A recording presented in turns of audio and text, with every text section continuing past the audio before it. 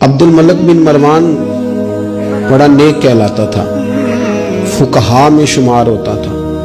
इतनी मस्जिद में बैठ के इबादत करता था कि उसको हमामतुल मस्जिद, मस्जिद का कबूतर कहने लग गए लोग। लेकिन फिर उसके खलीफा बनने का ऐलान हुआ।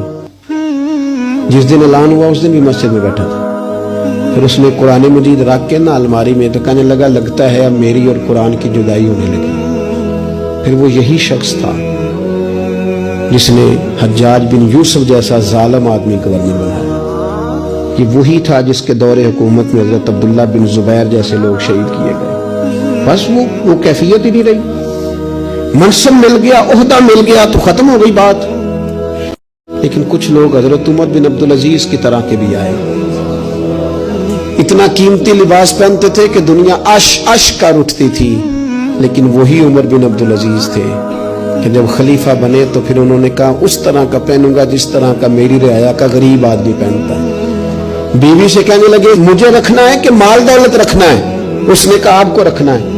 वो एक खलीफा की बीवी, एक बादशाह की बहन, एक बादशाह की बेटी थी, पर सारे जेवर खैरात कर दिए, गरीबी की जिंदगी गुजारी। कुछ लोग नहीं बदलते, कुछ ओहदा आ गया, माल आ गया, रूप ही बदल गया, कहानियां और हो गई। यानी गांव से आकर पढ़ने वाले भूल ही गए कि किसकी मां ने कितना जेवर बेचा था। फिर उनके हालात ही बिल्कुल तब्दील हो गए, उन्हें पता ही नहीं हम क्या थे। सुनो ना, हजरत सिद्दीक़ अकबर रज़ी अल्लाह ताला अन्हु कुछ बच्चियों का दूध असर के वक्त जाके धो के आया करते थे, उनको देते थे। जिस दिन खलीफा बन गए तो एक बच्ची ने आके पूछा हुजूर अब वो बकरियों का दूध कौन धोया करेगा? तो आप फरमाने लगे क्या खिलाफत मुझे खिदमत खल्क से रोक देगी? वो काम मैं अपनी आखिरत के लिए करता था, करता ही रहूंगा, मैं नहीं बदलूंगा, मैं वही हूं हुजूर का गुलाम। बल्कि कंजुल माल में एक रवायत तो ऐसी है कि कलेजा मुंह को आता है।